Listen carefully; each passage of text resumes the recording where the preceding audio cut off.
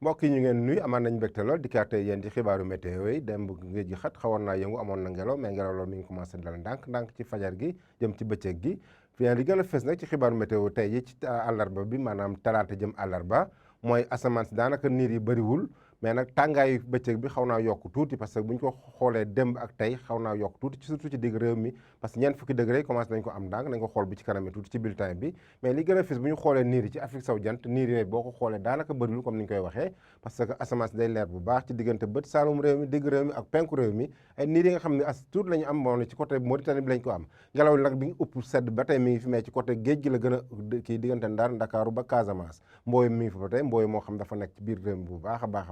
ba tax na tey ji ci guddi jëm ci ëllëg maanaam guddi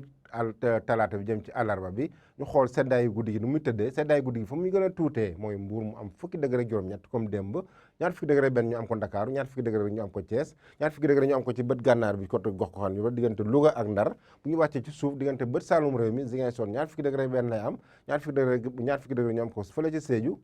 fukki degré juróom-ñeent ñu am ko Kolda digg réew mi nag daanaka diggante fukki degré juróom-ñeent ak ñaar fukki degré benn lay am bu ñu demee ba ci penku bi Tambacounda na am ñaar fukki degré ak ñett ñaar fukki degré benn ñu am ko Kédougou ñaar fukki degré ñu am ko Bakel ñaar fukki degré ñaar ñu am ko fële ca Matam bu ñu demee ci bëccëg maanaam àllarba bi nu muy tëddee ci tàngaayu bëccëg bi nu muy tëddee tàngaay bi Ndakaaru mooy gën a feex parce que na am ñaar fukki degré juróom benn mais da ci des yëpp fanweer degré lu tegal lay am boo leen xoolee tàngaayu bëccëg bi yokku na comme ni ñu ko waxee ci tàmbali bi parce que fanweer degré benn nañu am Ndar te démb fanweer degré lañ saytu woon fanweer degré juróom benn ñu am ko fële ca Ziguinchor fanweer degré juróom ñaar ñu am ko diggante Sédhiou ak Kolda fanweer degré juróom-ñeent ñu am ko Kaolack parce que démb fanweer degré juróom-ñett la ñu amoon benn degré yokku na ci mais nag tàngaay bi démb nee nañ loon ñeent fukki degré amul mais ñeent fukki degré commencé nañ ko am parce que am nañ ko Kaffrine am ko Tambacounda am ko Bakel daanaka ñoom ñooy jël raw gàddu ci wàllu tàngaay fanweer degré juróom-ñeent ñu am ko ci Diourbel Linguère Matam ba côté Kédougou ñu am ko foofu ak fanweer degré juróom-ñaar ñu am ko fële ca Podor tàngaay bi nag mi ngi fi ba tey mais ak asamaan soo xam dina leer bu baax donc mbokk yi bu ñu tënkee xibaaru météo yi maanaam tàngaayu bëccëg bi yokku na as suut